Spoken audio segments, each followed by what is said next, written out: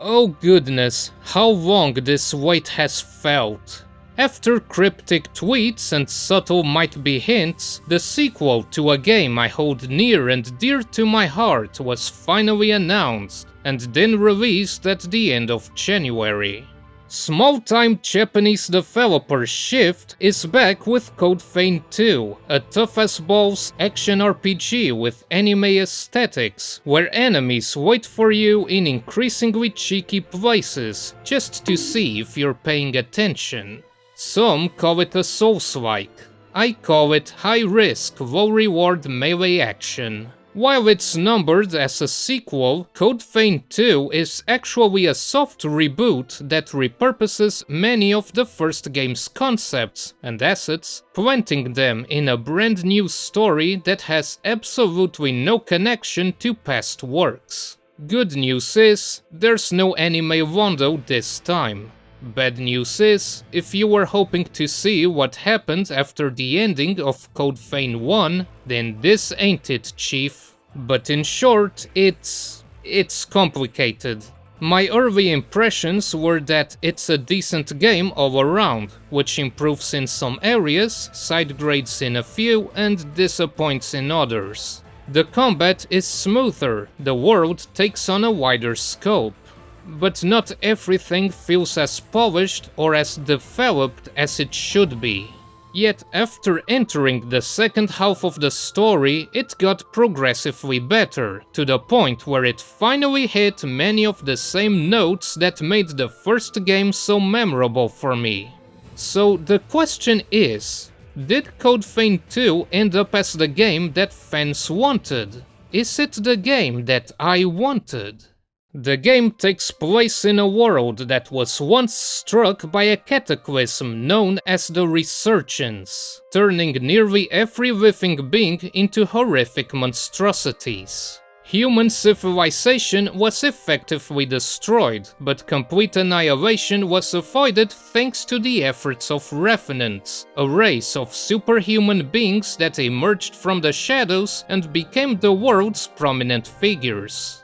Led by a revenant named Idris, they found a way to seal away the Resurgence. But of course, that stuff starts rusting after a while, so 100 years before the game proper, Revenants waged a big war to reinforce the seal. Many lost their lives, and the Luna Rapaces was born. This big creepy ball holds back the power of the Resurgence, but is fueled by the life force of the heroes who gave themselves to save the world. Meanwhile, in the present, you wake up in a cozy coffin next to Wu, the Revenant girl that saved you. You are a Revenant hunter who was part of a rescue mission, but something happened and you died. Thankfully, Gigathighs over here shared half of her heart with you, granting you a second chance but linking your lives together. If you die, she dies. If she dies, you die. Wu takes you to the rooftop, where a lady who looks like she's hiding some plot twists on her chest awaits you. Lavinia is the Revenant responsible for watching over the seals, and she explains that the heroes are at their end, resulting in these massive, land-consuming explosions. Once all of them perish, the entire world will be destroyed. According to her, the only way to fix this is to unlock the seals yourself and slay the heroes before they lose themselves completely. Conveniently, Wu has the power to teleport back in time, returning to a point before things were beyond repair. As the newest member of Magmel Island, you must head to the past and search for the key to unlocking the seals, so that the world may get its happy ending. Code Vein 2's world is like its predecessor, in which everything has gone to hell. Cities have been leveled, big bad monsters roam the wastelands, and the few surviving settlements are prone to death by boom at any time. As the developers have repeatedly mentioned, it does not take place in the same universe as Code Vein 1. But it's still a tale about sacrifice. It's still a tale about the indomitable will of man. And it's still a tale about big titty anime girl. The more you progress, the more you spot the parallels. In Code Vein 1, the queen was split into relics and sealed away by the successors, holding them back from going crazy. In Code Vein 2, the resurgence was sealed away by the heroes who traded their lives to hold it back from consuming the world. And in both cases, the sacrificed are being corrupted due to forces beyond control. There are various other callbacks to the first game too, such as returning items, equipment and abilities, and tons of recycled attack patterns, just tweaked so that your muscle memory can't save you. And I swear I've seen this monkey in God Eater. Revenants, on the other hand, are not the same kind of entity. In Code Vein 1, revenants were artificially created through medical science, by reviving the dead into borderline immortal beings. Revenants in Code Vein 2 are a naturally occurring race, born into different bloodlines and blessed with different superhuman abilities and physical attributes. That's why Noah and Valentine have weirdly small heads, and why Lavinia can step on me although they aren't frequently shown to be thirsty for blood, they are otherwise closer to the typical folklore depiction of a vampire. They can turn regular humans into their own kin through blood transfusion, and are naturally vulnerable to sunlight, although that gets hand-waved away by RGB Man. While the Western localization still calls them revenants, the Japanese script differentiates them. In the first game, the term was written as vampire but read as revenant, while here it's written and read as vampire. Initially, there was also some discussion about the change in art style, but I find that it's unchanged for the most part. The only notable change is the bling plastered on equipment. It's less silver, black and red, and more golden. Things like character shading I feel is brought about by the game's technological basis rather than a deliberate change. It's not realistic, but it's not full cel shading either. The faces still have a style they adhere to no matter how much you fiddle with the creator, and the character designs are still anime silly. Girl, it's raining. Stop flirting and start wearing. I do have issues with the game's visuals, and I'll come back to that later, but most of those issues are down to the game's technical state. Code Vein 1 wasn't a marvel, but it did at least look consistently mid, while Code Vein 2 is all over the place. The soundtrack still friggin' slaps, by the way, once again being capable of taking an already emotional cutscene into a heart-rending sob-fest. Memory of the Lost returns in the memory echoes, and when I heard the motive in one of the ending songs, I could feel my soul shattering to pieces. So, about that time travel thing. If you've seen the marketing, you know that it's the big push. The entire premise of the story is to go back in time, find a way to fix the present, and maybe go further than is advised because you want to help those you care about. It's a fine concept, and the game does have a strong cast of characters to work with, ultimately doing a great job of playing its key themes of sacrifice and the bonds between people. This leads to an incredibly powerful payoff at the very end. However, due to the open nature of the game's world, the overall experience got a bit soiled in the first half. To clarify why my initial impressions weren't all that great, I want to guide you through my experience playing through the game. I'm going to try and avoid explicitly spoiling too many details about the story, talking about parts of it in broad strokes. But if you're interested in playing this game and want to go completely unspoiled, skip to the timestamp on screen. It all starts with the same pattern. Woes sends you back in time, and inevitably something happens that leads to meeting one of the heroes. From there, you get to know each character. You discover what and why they're doing what they do. You learn their struggles and you help them carry that weight, all the while discovering untold secrets of the past and fighting horrific abominations side by side. It's the power of friendship and marriage and two timing. Holly is so hot your character faints from seeing her naked.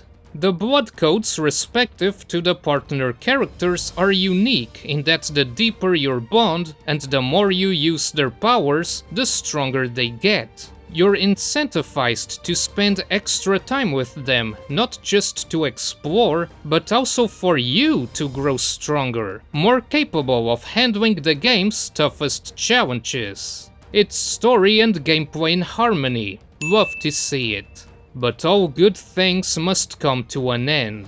When I completed one of the major story arcs, I had to bid them goodbye and return to the present so I could unlock their seal, where they had long been corrupted into a sick abomination due to the power of the resurgence trying to breach containment. After spending 6 or 7 hours digging around together and slicing up monsters for treasure, I was forced to watch them suffer with their regrets. And the worst part is that they remember you. You left a powerful mark on their lives, and now they beg for you to put an end to their misery before they hurt you, all while sad music plays in the background. They even have dialogue for player death, some of which is downright heartbreaking. The body might decay, but the feelings don't. At that moment I knew, yep, I was playing Code Vein, that's the emotional damage I came here for. But there is hope to make things better, and the game gives you that option. You might not be able to save them completely, but you can at least put them to rest without regrets if you put in the effort. Much like the successors in Code Vein 1, this too determines the endings you get, and the more you work for it, the better the outcome. You're only one person. You can't change the fate of the whole world by yourself, but you can say goodbye with a smile. And a nice skating nun with triple-barreled miniguns. This game is so peak. That said, this was also when I started feeling underwhelmed. Lavinia explicitly forbids Wu from doing any of this, out of concern for the possible ramifications. 100 years is a lot of time, and there's no telling what might happen, good or bad. You get the first choice after finding the plot coupon in past Magmal. Raiders assault the island and Noah holds them back so you can safely escape. Back in the present, Wu reminds you of the statue you saw earlier, where Noah and a horror are petrified because that's what happens, I suppose? Kind of like in the first game? Without much hesitation, I decided to go back. Screw you, mommy, I'm gonna save my bro. A boss battle happens, allowing Noah to survive, after which you bid him goodbye. Back in present Magmal, you meet up with Noah, who is now doing weapons research for the Institute. Nice. Besides that, what were the consequences of fiddling with the timeline? Not much, actually. There's a bridge leading to the mainland now, and the next time you want to change the past, you have to fight an annoying boss. What makes this a double whammy is that the gameplay isn't meaningfully changed either. There's a bunch of bell-bearing bastards roaming around the present day, but that's it. The state of items and treasure is identical between times. The dungeons have the exact same enemies, and the terrain and buildings are still totally run down. Noah survived all the way to the present, so you would expect the island to be in a better state. This nuked a lot of my excitement for the open world. Exploration is better on the mainland at least. The sunken city is filled with poisoned water in the present and overgrown with grass in the past. But going the extra mile lets the water get purified, and Chosei's outpost gets repopulated. Lyle sees a similar situation, with his group taking back the castle, and Craig even recovers some of his mobility. In Holly's story, the sanatorium is destroyed during the plot, and eventually repopulated. But like with Magmal, the changes are very localized. The undead forest gets less miserable lighting, while the corroded scar just stays the same, and again there's those super powerful enemies wandering around while everything else remains identical. I wasn't expecting the developers to make an entire second set of maps and assets for an outcome that not all players will even bother seeing. But surely this could have been handled better. Yes, this broken wasteland is the future Chosei envisioned, I'm sure. After all that fuss about the consequences of messing with the past, is this all that it amounts to? Nope. Enter Zenon Griffgoat, a magnificent bastard that flips the player's knowledge on its head, subverts their expectations, and plays a gambit so powerful my opinion of the game shot up to a straight 9 out of 10. Eat your shorts out, middle. Zenon isn't just a goofy mad scientist with the soul of a Disney princess. Zenon is the variable that the first half of the game needed. He is the face of standing your ground against all adversity, relentlessly fighting for a brighter tomorrow no matter how many others oppose you. No points for guessing that simply killing the heroes won't lead to a good ending, and being the genius that he is, Zenon already discovered that during his research. He also quickly figures out that something's funky about your appearance in his time. So this man, who loves his family more than anything in the world and was imprisoned for thinking outside the box, places his hope for a better future in you, the player, out of sheer refusal to let the current status quo go on any further. He never gave up, and he asks you to never give up either. This man is Code Vein. When I mentioned power of friendship earlier, I was only partially joking, but that's exactly how the final ending develops. Despite revolving around a race of superhuman beings, Code Vein 2 tells a story that is deeply human. A story where the bonds between people are what gives them the strength to fight on. Seriously, you literally get special boosters that give you game-breaking bonuses. Like its predecessor, one of this game's themes is sacrifice, but there's an interesting flip during the story. It begins with the sacrifices already been made. The heroes already gave their lives to keep the world from collapsing further. Your role is to lay them to rest, to relieve them from their suffering.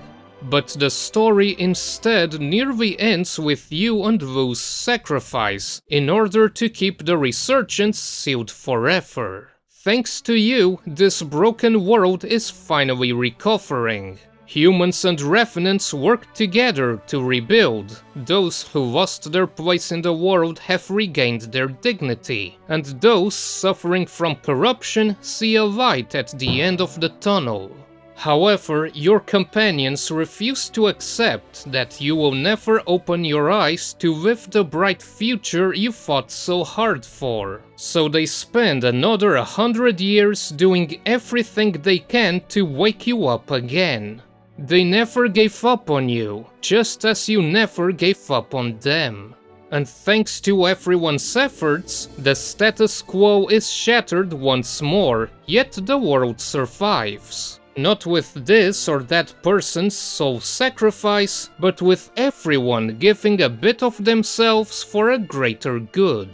I don't know about you, but I find this payoff incredibly cathartic. It reminds me of Pandora's Tower, a game whose story shares some themes and structure, and where you can only see the perfect ending if you put your heart into it. Code Vein 2's story is deeply cheesy, deeply hopeful, and deeply human. I mean, yeah, you can tell that the budget was running out in the last parts, but the way the story evolved made me love it all in the end. But there is one caveat I haven't touched on yet, and it involves the open world structure rearing its head again, because some linearity would help the plot's progression. It seems that the writers wanted to depict the same human and revenant conflict that Code Vein 1 showed very effectively, but they failed to develop and present it in a way that fits what you see and experience throughout most of the story. The game starts with the revenants of Magmel Island helping the rescue mission on the island that explodes, and talking to the survivors hints at the animosity between the two sides. One thinks that Magmel is kinda fishy, and another mentions that revenant hunters were at odds with revenants long ago. And then you spend the next 20 hours helping a revenant doctor that desperately wants to save people, a revenant leader that established a safe haven for survivors of the apocalypse, and a revenant warrior who pushes himself to the brink so that others don't have to put themselves in danger. Of the three heroes that you're sent to take down, Vile feels like it's intended to be the first. You get introduced to Gobbo and the Bureau's shady business, as well as the fact that Vile was once human, before being turned into an illegal revenant. A flashback shows that one asshole that appears for 5 seconds wanted to kill him for his blood, when a revenant crippled himself to protect him. But he still died anyway, and the only way to save him was to turn him into a revenant. This was kept a secret because the Bureau, led by a human supremacist, doesn't like it when humans are converted into revenants no matter the reason. But I had done Chosei's story first, where Gobbo has about an hour total of screen time before he stops mattering again. When he then got mentioned in Vile's story, it felt like I learned something I should have known 10 hours ago. What further ruins this subplot is that he complains about revenants treating humans like disposable blood bags that get shredded for looking at them wrong. But this is never shown to be anything more than localized incidents told to the player. And then the game treats him like this great man who died nobly for his beliefs rather than the power-hungry extremist that he was. This guy who literally triggers another resurgence during Chosei's story. Like, where's this dark side of Revenant society? That one lore entry that you can easily miss? Yes, actually. 95% of this is told during optional content. Emphasis on told, not shown. Everything you're shown points to the opposite. As the old saying goes, history is written by the victors, so discovering that revenants glorified themselves in known history could have been a very cool discussion to have. One that would give the hunters validation to turn against them. But that's me making up a plot that would have been far more interesting than the token opposition you get here. The silliest part about all of this is that there's no connection between Gobbo's plot and the truth behind the resurgence, which is that revenants are unintentionally causing the explosions by simply existing. For revenants, there is literal strength in numbers. But the more power their body contains, the more it corrupts them, until it reaches a breaking point and explodes. An excellent argument for keeping revenant population down, and indeed that's what the second half of the story delves into.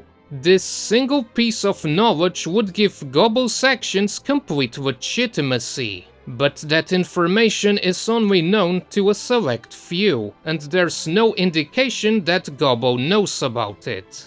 In fact, he's never mentioned in the second half. Code Vein 2 has great characters and stories, but its handling of this conflict is pretty clumsy.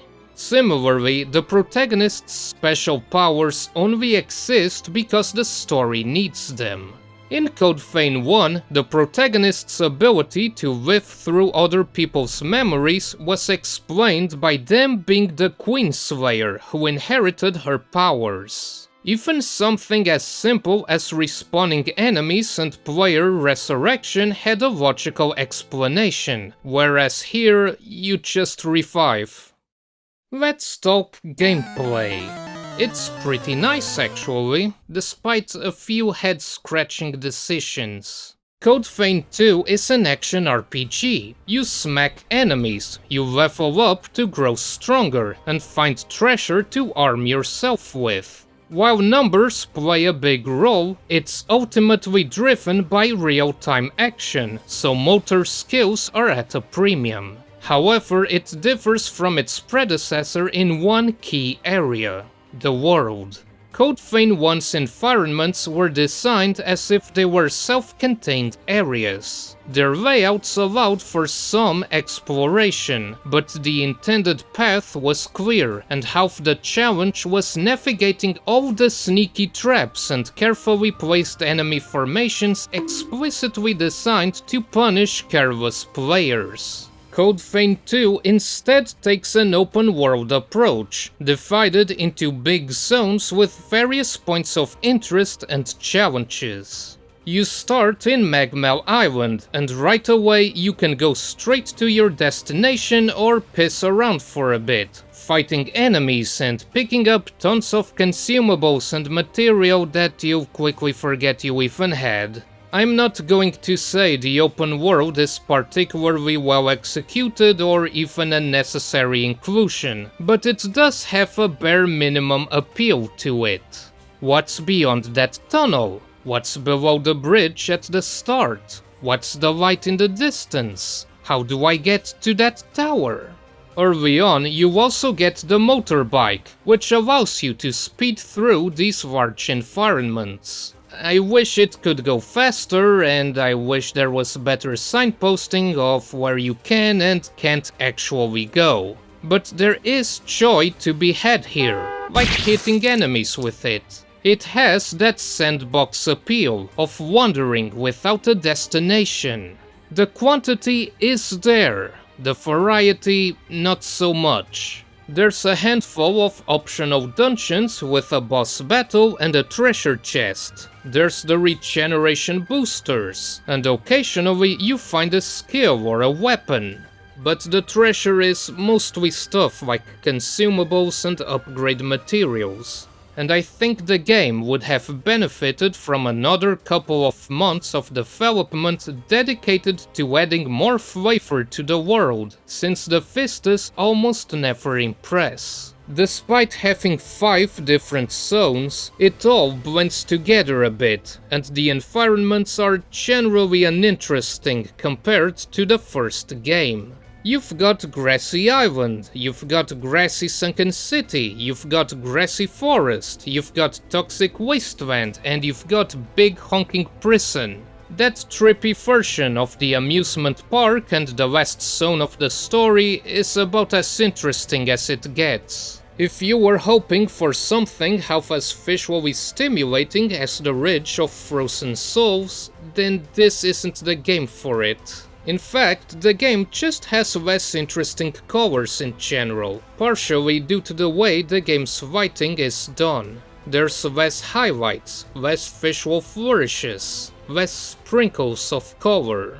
Whichever the case, the more you explore, the stronger you will become. That's a neat quirk of the open world. If you're struggling with a boss, you don't need to keep smashing your head against that wall. You can try going somewhere for a bit and then come back when the balance has shifted in your favor. In fact, there were points where it felt like I was overpowered after all that exploration. Though at the same time, Code Vein 2 has a more guided approach to progression, with a quest list that explicitly gives you objectives and their locations on the map, rather than simply being told explore this or find that and figure it out for yourself. You still have dungeons that are designed like the old ones, but it also has to be mentioned that a good chunk of these are awkwardly blocked away by NPCs and magic walls until you accept the quest that gives you permission to finally explore. It's funny to be exploring the island, looking for cool stuff, then stumble upon an underground entrance that you didn't notice from the distance, only to be cock-blocked by an NPC that says you can't go there because you haven't been given permission. How about you eat my ass? It's a contradicting design choice that tells you that these areas are not there to reward exploration. They exist because the story needs them. The open world is simply the road taking you there. Similarly, it feels rather sterile because there's nobody else going about their own business. Other people only show up when prompted during story or side quest dialogue, and that's it. This freedom also means the developers can't design encounters while accounting for where you're coming from. The open world allows you to access different areas from different angles, so a lot of enemies simply exist, rather than being designed to challenge you in a specific manner. But before I delve deeper into the combat, I need to preface it with a disclaimer. I played through the entire game before the 2 major patches arrived and tweaked quite a few things. I double-checked many of these changes, and what I say is based on how the game plays after the patches. However, you might sometimes see a clip that contradicts what I'm saying, because I sure as hell am not recording another 50-hour 300GB stack of footage again when it could be outdated literally the following day. Like, the devs went and changed a couple of things about the interface with patch 1.0.9. There were subtle alterations to the layout, although I still feel there's too much wasted space. But the most obvious change is that the text looks different now, and thankfully more consistent. I was even going to have a funny rant about it and everything. But when relevant, I will explain what meaningful changes occurred with the updates. Anyway, as with Code Vein 1, the game expects you to bring a partner to fight by your side. However, instead of having their own health bar, partners are invincible and extend your own health bar with that blue section, called link points. As long as that section is active, each partner grants you passive bonuses. To counterbalance this, damage inflicted by partners isn't fully applied immediately. They can still kill enemies, but part of their damage is reflected in that white section, which will automatically recover if you don't also deal your own damage. Restorative Offering has also been altered, no longer being a usable ability. Instead, it's automatically triggered when your HP hits 0, but your partner is incapacitated until they recharge, which you can speed up by healing yourself. Alternatively, you can switch to a simulation mode, granting a boost to your abilities but forcing you to fight alone. The game recommends this for powerful enemies, but in practice I find having another person around to be far more useful and makes hard situations much more manageable. The first game had 5 weapon types, all of which return and have been overhauled to flow more smoothly. In Code Vein 1, combat animations were comparatively grounded, built for a slower, more methodical design where even the environment was your enemy. Although player movement was swift, the animations made it feel a bit stiff, and attacks were hefty and slow, especially with two-handed weapons. Code Vein 2 throws that to the wind, adding speed and style to everything, which I'd argue is what it should have been all along, given the anime flavor of everything else. Swords, halberds, even greatswords swing faster and are played out with flashy animations. All but the heaviest of weapons strike multiple times in short order, and enemies are less stubborn to getting staggered by lighter weapons, so the balance doesn't feel as lopsided towards greatswords as it once did. If anything, it felt like the opposite at times, but the rebalancing done by the first patch made greatswords and hammers more consistent, along with speeding up their slowest abilities. With or without a big chunk of metal in your hands, the keyword is faster combat, and overall it feels great to control. Plus, the quick dodge isn't essential for swords and bayonets anymore, thanks to the medium dodge being a step faster, as well as being provided with an alternative way to perform them. Speaking of bayonets, those now consume dedicated ammo and require a reload, making them a more tactical choice. Best of all, shotgun types are not limited to that one asshole enemy from the first game, and there's even a grenade launcher, so you can deliver your neighbor's dog to Kingdom Come. Code Vein 2 also introduces two new weapon types. Twin blades typically have the shortest range and the fastest attacks, some focusing on slashing and others on thrusting, but all of them built for shanking enemies as many times as possible in a short period. The second new type is rune blades, mixing unarmed combat with floating swords that are very capable at crowd control. They have wide sweeping ranges, and many skills utilize them as remote weapons, pestering enemies over time.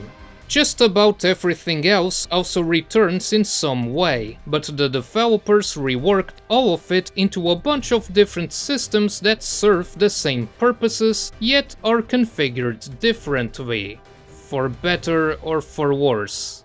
In Code Vein 1, gifts were basically your active and passive abilities. Things like attack skills and stat buffs that required spending Ichor to cast. In Code Vein 2, these became part of the Forme system. Rather than having 8 slots to place whatever you want, weapon formae are attached to the 4 slots on each of your individual weapons, but there's a limit in place. Each weapon has a set of 4 parameters, and each forma adds a certain burden to it, and none of the totals can exceed that limit.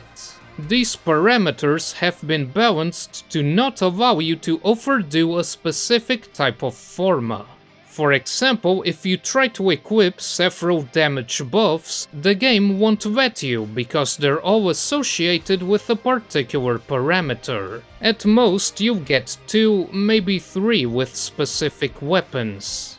My issue is that this system is unnecessarily cumbersome because the slots are split between your 2 weapons, and for some reason you can't equip a second one until you level up your jail to a certain point. And like weapons, the game also tracks formae individually. If you want to use a certain forma on both weapons, you either switch to the other weapon, cast the forma and then switch back, or you duplicate it and effectively waste one of your 8 total slots. Also, if you remove a built-in forma, it doesn't get added to your collection, so you can test it out on other weapons. Why? Passive gifts haven't changed in how they work. They were just renamed to boosters. The difference is that you can unlock 2 extra slots, and instead of spending haze, you unlock them by gathering materials and crafting them. A brand new addition is Bequeath formae, which are unique weapons that can be used independently of your main ones. While most are nothing more than glorified weapon skills, you do get a very cool one early on, the Statesman's Longbow. Each shot expends 1 point of Ichor, and while it doesn't do that much damage, it provides utility by letting you draw enemies away. Honestly, it's such a useful tool that I stuck to it for the entire game. Kind of makes me wish that the game had an entire ranged weapon system built around bows and bayonets. Your defensive options were reworked into defensive formae, which gives you a choice between 3 types of action. In the first game, you could have both blocking and parrying, which were determined by your weapon and your blood veil. But here you have to choose between one or the other. Alternatively, you can equip a second dodge, separate from your regular one. One is literally just the quick dodge, another is a twirl that quickly repositions you, and the third one shoots you up into the air. Though, like the weapon formae system, these changes feel a bit arbitrary. For some reason, there's several shields with different attributes and effects, 3 dodges with different utility, but only a single parry that's basically the one performed by Ogre Fails in the first game. Oh, but the Reaper Jail can perform its own parry, while the Ogre Jail can't. Except you can't cancel out of that one, leaving you open to punishment. I don't know. The system works fine, but parts of it feel like change for the sake of change. It's like the developers separated everything, then realized that players do like to have everything at once, so they added band-aids on top. Regarding jails, those are more or less what Blood Veils became, with the original 4 joined by the brand new Bat and Reaper types. These determine what type of drain attack you get, and are more important than ever for certain builds, since regular strikes don't directly recover your Ichor anymore, nor can you temporarily increase the limit. Instead, enemies build up wounds as you damage them, and the more you inflict, the more Ichor you recover with a drain attack. For that matter, back attacks don't immediately trigger a special drain anymore. They simply stagger enemies. Once you smack them off balance hard enough, then you can do a special drain. As you'd expect, the combat is just as punishing as always, since enemies hit hard and fast, and healing is limited. But at the same time, the overall flow of your movements is smoother than before, transitioning from one state to the next with less stilted animations and lower recovery times. Technically, this all applies to enemies too, so it should be more dangerous for the player. In fact, there's a couple of annoying jerks that like to do a double dodge backwards. And don't think I don't see what you've done here, Shift. But those are entirely predictable, and barring a few snaggles, this game's mechanical changes over its predecessor are a net positive. That said, those snaggles can't be ignored, nor can you ignore some of the head-scratching design choices that may or may not be valid by the time you watch this video. But in its current state at least, the combat is great and just a few steps away from being excellent. The first patch helped by making tweaks to camera positioning, how easy or hard it is to stagger enemies with weapons that previously felt underpowered, speeding up certain abilities with overly long startup times, adjusting the timings and aggressiveness of certain bosses, and just generally polishing up the experience. Some people complained that many bosses didn't give you enough time to properly go on the offensive, But even before the updates, I personally didn't really feel that outside of a handful of examples. Yes, many bosses are brutal, but the player is also very fast, and parrying is endlessly useful. Give me that shirt, I deserve it. The issue was that a few bosses had overtuned abilities due to their range, movement and reaction times, combined with some questionable tells for their ranged attacks, and sometimes ridiculous tracking without anything to indicate that you're now the one that's getting targeted and not your partner. Gobbo was the absolute worst example, but the Bride of the Immortal, which is actually a regular enemy by the way, was pretty bad about it too. Someone also thought it was a good idea to give enemies complete invulnerability when they're knocked down, which is downright stupid and I'm glad they fixed that. These are examples of how at launch it felt like not every part of the combat system had been tuned adequately to the faster pace of combat. Another issue was that recovery times were very inconsistent, with some animations letting you cancel out of them almost immediately, while others forced you into the animation for longer than necessary. The patches mostly fixed issues like these, but not completely. For example, on the Ancient Hunter's Sword, you can now quickly cancel out of every strike, whereas previously some had a much longer delay than others. However, the recovery times weren't adjusted for everything. The delay is still there when you try to follow up with an attack foreplay, with each of the 4 strikes of the weapon's combo having different timings. It's the same thing with quick drain attacks. While they are faster in a vacuum, they are no longer comboed into like in the first game. They are separate actions here, so they feel disconnected.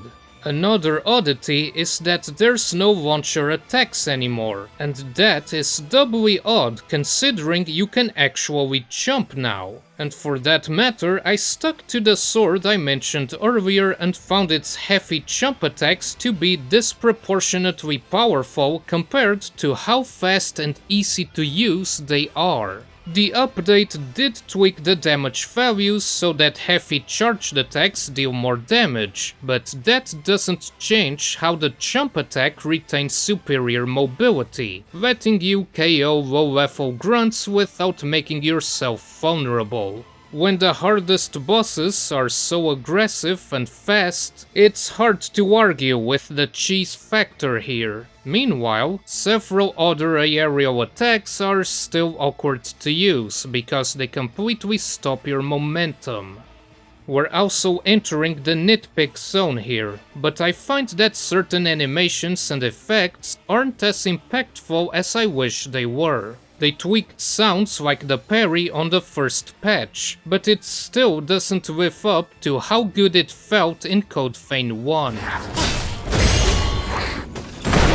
The Ogre and Hound's special drains are on point, while the Reaper is a bit underwhelming, and the Ivy is just sad compared to its older counterpart.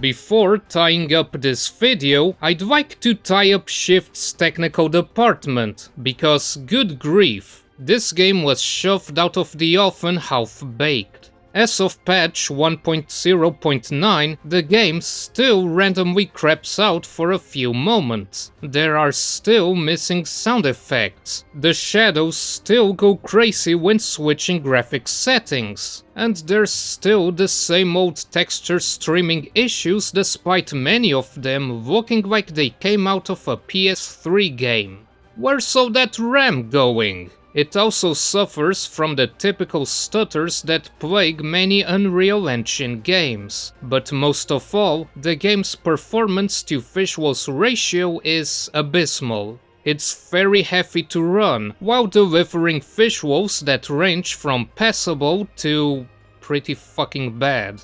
The patches have improved the stuttering, but raw performance is still not where it should be, and I suspect that a lot of things are being rendered when they really don't need to be. You'd expect the game to run a lot faster indoors, but that's not the case. The CPU gets bottlenecked at about the same frame rate, or sometimes even less, as it does in some areas outside. Hey, I'm not a developer, but that doesn't seem right, especially for a €70 game. The performance would be acceptable if the game looked great, but you can tell that the developers turned on the engine's features without knowing how to fully utilize them. The game feels like it was built with new tech while still using old methods, and you don't need technical knowledge to see that.